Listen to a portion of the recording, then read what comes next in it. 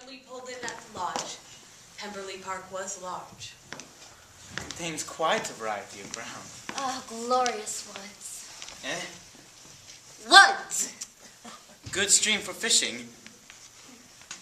I must say, the house sits well on rising ground. I own I've never seen such natural beauty, so little contradicted by an awkward tale. You are welcome and then welcome again. The master is of course absent, but we do expect him tomorrow, arriving with a large party of friends. We are instructed to show the house if you would like. Oh, most kind. Your master much at Pemberley, is he? Not as much as I could wish, sir. Have a look at the stream, eh? Please to step in. That above would be the picture of my master drawn perhaps 8 years ago. A handsome face, but Lizzie, tell us whether it's like or not. Does the young lady know Mr. Darcy? Yes, I do. You do not think him a very handsome gentleman? Indeed, very handsome. He is the best master as has ever lived. I've never had a cross word from him in my life. Mr. Darcy. Indeed, ma'am. Go where you please, see the light. In what an amiable light does this place him, though not quite consistent with his behavior to our poor friend. Perhaps, Aunt, we are thus deceived. Perhaps we may be the grounds. Oh, with great pleasure. Oh, indeed, landscape, long river, everything in harmony with the buildings. I'm quite swept away.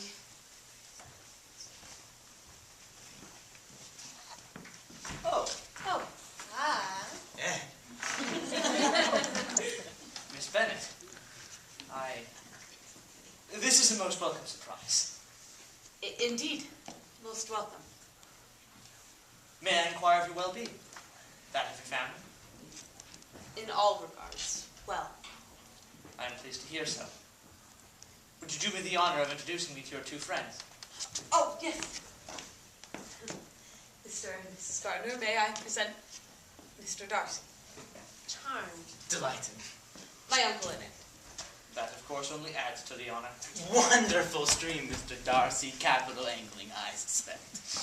Quite satisfactory, Mr. Gardner. Should you continue in the neighborhood, please do me the pleasure of fishing there as often as you like. I can provide the requisite tackle and direct you to the parts of the stream where there is the most sport. Eh? Best sport. Very generous, sir. I look forward to it. Very generous indeed. Oh, please.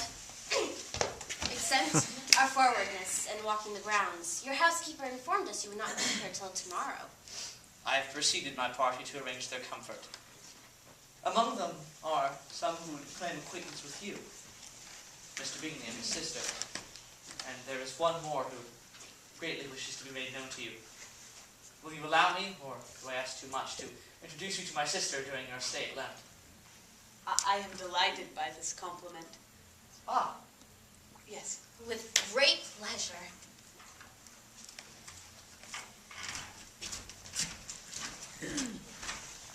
Perfectly well behaved, polite, and unassuming. There's something a little aloof of him. To be sure, Lizzie, though, he is not handsome, but his features are perfectly good. How came you to tell us he was so disagreeable? Well. Disagreeable! Indeed not. At the least a little whimsical in his civilities.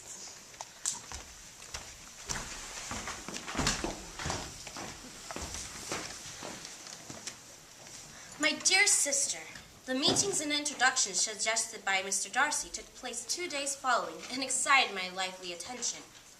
I conceived, you might say, a suspicion that Mr. Darcy and my niece, which on that occasion grew to a full conviction, that at least one of them knew what it was to love.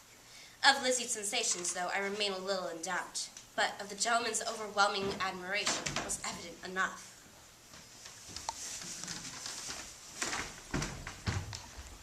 Thus, dearest Jane, in speaking of your supposed rival, Miss Darcy, I saw no looks between her and Mr. Bingley that spoke of particular regard. He also asked me with great interest if all my sisters were still at Longford. I had never perceived while the regiment was in Hertfordshire that Lydia had any partiality for Wickham, rather that she wanted encouragement to attach herself to anybody. mischief of neglect and mistaken indulgence towards such a girl. A mother deranged, a father absent. And I, knowing what I did of Mr. Wickham, had not the foresight to make that knowledge public. Have you been heard of the fugitives? Not yet. But now that dear uncle has come, I hope all will be well. Is father in London? Yes, not his. My name's Carrie. My boys are going to frighten the whole family. This never would have happened. Why did the Forrester let her out of their sight? Mother. And now Mr. Bennet will fight with him wherever he meets him. I don't know what we shall do. Not know what we shall do. Do not give way to useless alarm. I shall go to London, call my brother, and consult together what is to be done. This is a most important affair, but we must stem the tide of malice according to the written bosoms of each other. The balm of sisterly consolation. You see, Mary thinks it's a little book. Lydia wrote saying if we knew where she was going. You would laugh. Oh, what a joke it'll be when I write to Mamma and sign my name Lydia Wickham. I hope you'll drink to our good journey. Thoughtless, Lydia. But at least on her side, it was not a scheme of anyone. Poor father, how he must have felt it. I'd never seen anyone so shocked. He couldn't speak a word. Mr. Bennet shocked. I was taken ill immediately. Indeed, I had to be carried to my room. Twice. Father! Mr. Bennet! Dear Mr. Bennet! No, father, what you must have endured. It's been my own doing. I ought to feel it. You must not be too severe upon yourself. No, Lizzie.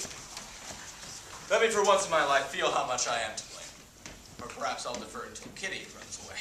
I'm not going to run away, Papa. If I should ever go to Brighton, I would behave far better than Lydia. Do you suppose I'm to be in London? Yes. Where else could they be so well concealed? Father, I'm Uncle Gardner. Indeed, I have palpitations.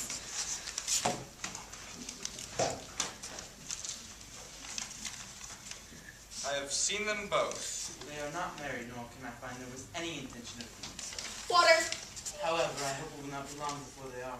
Not long. See there, she is a good girl, not long. Hush, Miss Bennet. All that is required of you is to assure your daughter by settlement her equal share of the £5,000 secured among your children after your decease. An entered engagement of allowing her, during her lifetime, £100 per annum. Is it possible? Can it be possible he will marry her? So perhaps Mr. Wickham is not so undeserving as we once thought. And terms, I suppose, must be complied with. Exactly. You must write them on the minute, Mr. Bennet. They must marry. And right I shall. But there are two things I would very much like to know first. One, how much money has your uncle laid down for this to happen? And two, how am I to ever pay him? Money? My uncle? What do you mean, sir? I mean that no man in his senses would marry Lydia for 100 a year during my lifetime and 50 after I'm gone. Wickham's a fool to take her for a farthing less than £10,000. And Mr. Gardner could pay such a sum? Indeed he could not, nor I pay it. You must write, Mr. Bennet. Inscribe this minute. This is delightful indeed. Lydia will be married. Oh, how I long to see her. And dear Wickham, too. Dear Wickham? What, the clothes? The wedding clothes. Oh, I will make all the arrangements. Ring the bell, Kitty. We must have the carriage. Oh, Lydia, how wonderful it will be when we are together again. Calico, muslin, cambric. Oh, I will manage it all. Mr. Gardner wrote that Mr. Wickham had resolved on quitting the militia, but would join the regular army, and under the command of General Trott, who is now quartered in England. And after our sister's wedding day, the couple would return to Longbourn. And we all sit and